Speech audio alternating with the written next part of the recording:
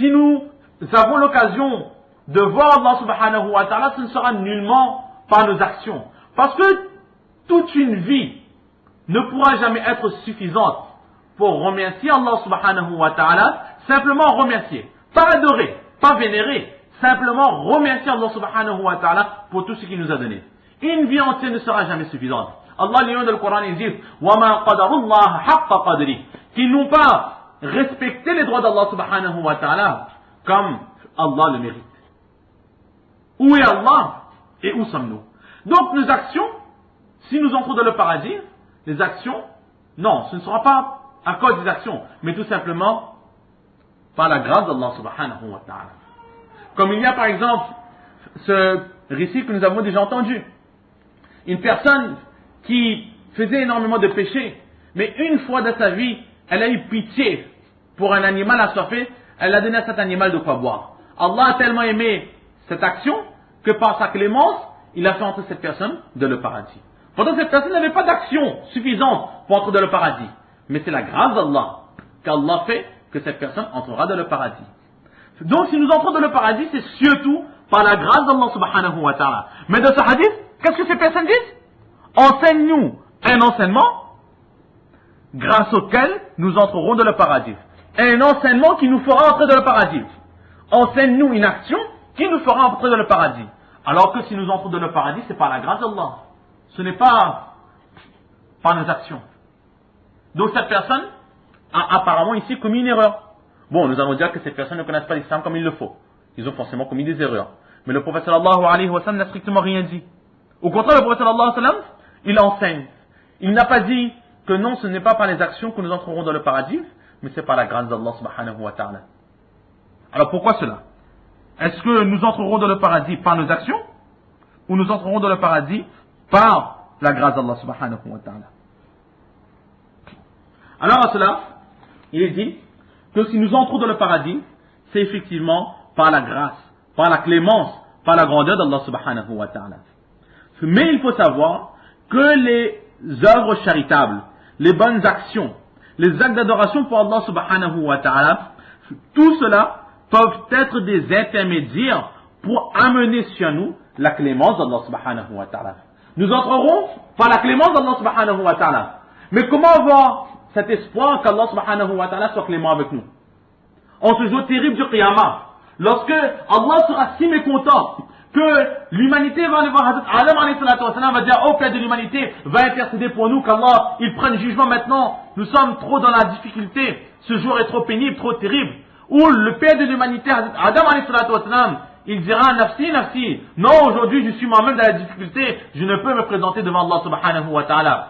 Hazrat Nuh alayhi salatu wa salam, Hazrat Ibrahim alayhi salatu wa salam, Hazrat Moussa, Hazrat Isa alayhi salatu wa salam, tous les prophètes un à un ils vont refuser, ils vont tous dire nafsi, nafsi. Ils auront eux-mêmes peur d'Allah subhanahu wa ta'ala. Nous, faibles que nous sommes, comment est-ce que nous pouvons avoir cette certitude que la clémence d'Allah subhanahu wa ta'ala sera sur nous en ce jour terrible? Lorsque les prophètes eux-mêmes vont craindre Allah subhanahu wa ta'ala, comment est-ce que nous pouvons fermer les yeux éternellement avec cette certitude que la clémence d'Allah sera sur nous? Alors que Allah, ce moment, sera mécontent comme jamais il ne l'a été. C'est pour cela qu'on dit que pour avoir une infime chance d'avoir la clémence et la bonté d'Allah subhanahu wa ta'ala sur nous, alors la meilleure des intermédiaires c'est quoi? C'est de faire des œuvres charitables, des bonnes actions, des bonnes œuvres pour le plaisir et le contentement d'Allah subhanahu wa ta'ala.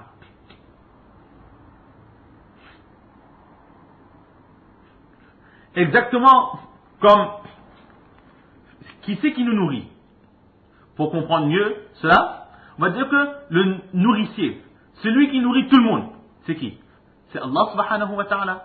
وَمَا مِن دَابَّةٍ فِي الْأَرْضِ إِلَّا عَلَى اللَّهِ رِزْقُهَا. Qu'il n'y a aucune créature sur terre sans qu'Allah subhanahu wa ta'ala n'ait déjà écrit son rosier, sa subsistance. Mais Allah il a déjà écrit. Mais pourquoi est-ce que nous mangeons? À quoi cela sert de manger? Si Allah il a déjà écrit si Allah a déjà écrit la subsistance pour tout le monde, à quoi cela sert de manger? Strictement rien.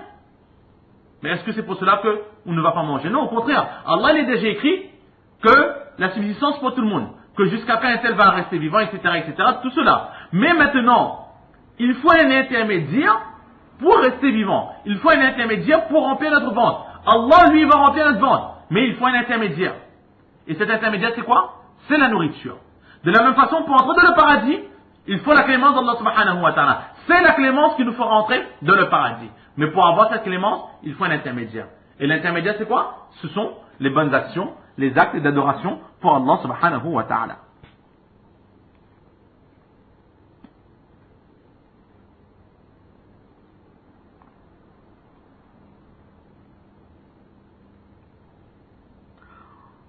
Ou bien sinon, nous pouvons donner aussi cette réponse, qu'en fait, les gens de cette tribu, ils n'ont pas demandé au prophète d'Allah une action qui les fera entrer dans le paradis. Non. Apparemment, les mots, c'est cela.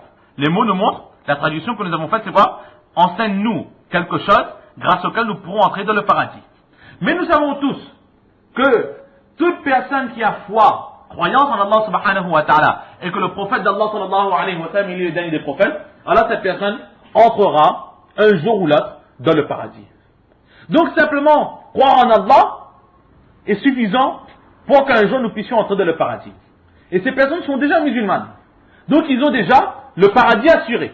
Mais maintenant, ce qu'ils demandent, c'est quoi? Au prophète d'Allah, nous avons le paradis assuré, certes, mais enseigne-nous quelque chose, une action, grâce à laquelle nous pourrons atteindre les plus hauts degrés du paradis.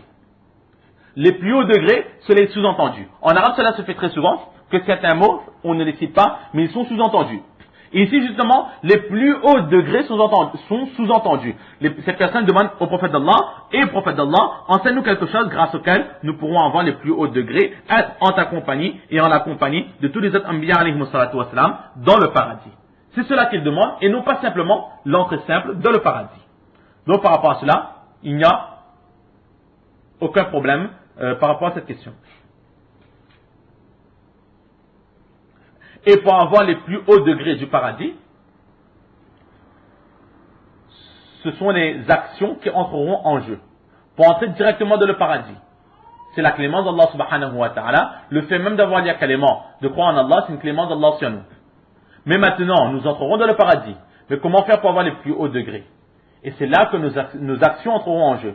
Plus nous aurons de bonnes actions, plus nous aurons de namaz, nawafil, de mon, de rosa, etc., de bons caractères, plus que nous aurons copié le mode de vie du prophète sallallahu alayhi wa sallam, et plus notre rang, notre degré dans le paradis sera élevé.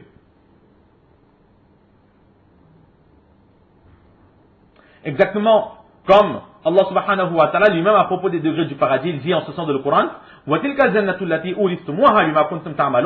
que ces hauts degrés du paradis, ce sont les paradis que nous vous donnons en récompense de vos actions. Les degrés de le paradis, ce sont les actions. Et l'entrée simple, le visa simple pour entrer dans le paradis, c'est la clémence d'Allah subhanahu wa ta'ala. Et là, la question pose sur les degrés du paradis et non pas sur l'entrée simple dans le paradis.